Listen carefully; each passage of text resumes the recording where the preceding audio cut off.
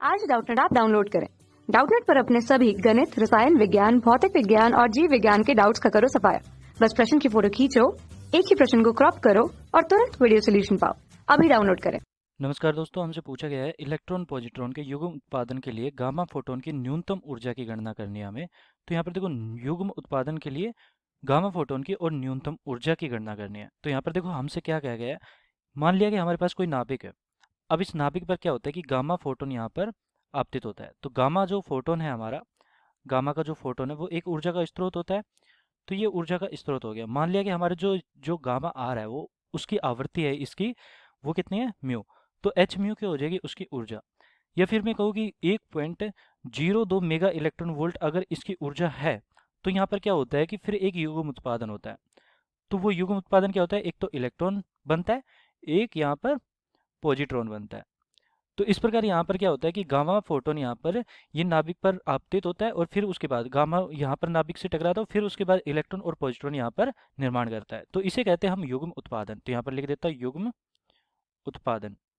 अब जो युग्म उत्पादन हो रहा है उसकी वजह से देखो यहाँ पर क्या हो रहा है कि जो युग्म है हमारा, इलेक्ट्रॉन, ये पॉजिट्रॉन लिख देता हूँ मैं, पॉजिट्रॉन है ये, ठीक है।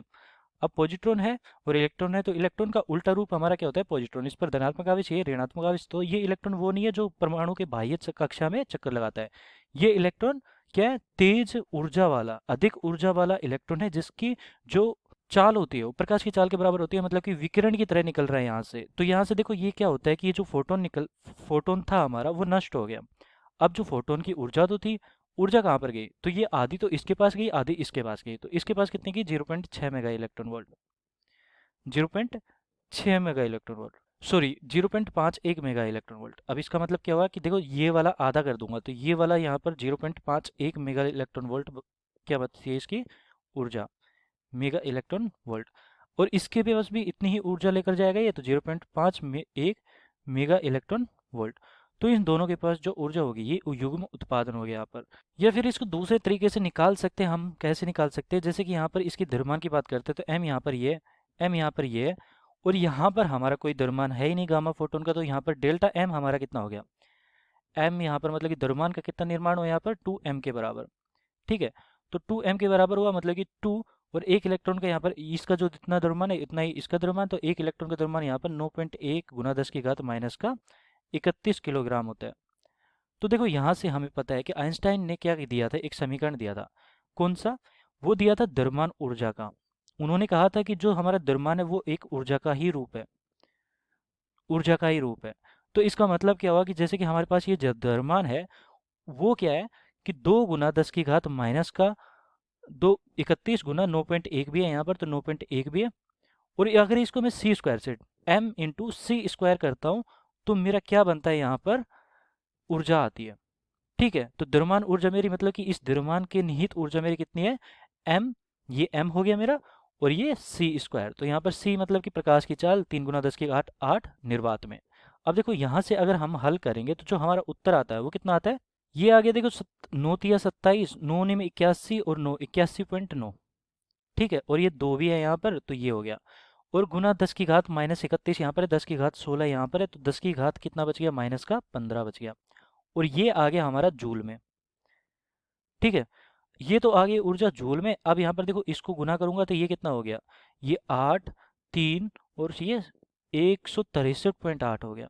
तो यहाँ से 10 की घात माइनस का 15 हो गया और ये जूल में आ गया। अब देखो यहाँ से मैं क्या करूँगा कि इस जूल को मैं मेगा इलेक्ट्रॉन वोल्ट में परिवर्तित करना चाहता हूँ। तो एक इलेक्ट्रॉन वोल्ट मेरा कितना होता है, एक इलेक्ट्रॉन वोल्ट होता है 1.6 गुना 10 की घात माइनस का 19। तो देखो अगर मुझे इसे इलेक्ट्रॉन वोल्ट में परिवर्तित करना है तो हमारा कितना आ जाएगा, ये आ जाएगा हमारा 163.8 गुना 10 की घात माइनस का 15, और नीचे हमारा कितना आएगा 1.6 गुना 10 की घात माइनस का 19। तो यहाँ से देखो हमारा कितना है, 10 की घात माइनस का 19 है, और ये 10 की घात माइनस का 15 है, तो ये 10 की घात प्लस का 4 हो गया। और यहाँ पर हमारा कितना आया, ये लगभग आया हमारा 102 के बराबर। या फिर मैं कह सकता हूँ कि 102 यहाँ पर लिख दिया मैंने। आगे हल करते हैं तो ये कितना आ गया, 1.02, और ये आ गया मेगा इलेक्ट्रॉन वोल्ट। 10 की घात 6 को मैं क्या लिख सकता हूँ, देखो यहाँ से 100 मैंने निकालते तो 10 की घात 6 हो गया, 10 की घात 6 को मेगा लिख सकता हूँ, और ये इलेक्ट्रॉन वोल्ट पहले से है मेरा, तो इलेक्ट्रॉन वोल्ट हो गया, तो मेगा इलेक्ट्रॉन वोल्ट आ गया। मतलब कि जो गामा हमारा ऊर्जा जो इसके पास है, इन दोनों के पास जो द्रव्यमान है, मतलब कि द्रव्यमान, यहाँ पर द्रव्यमान ऊर्जा वो कितनी है, 1.02 मेगा इलेक्ट्रॉन वोल्ट।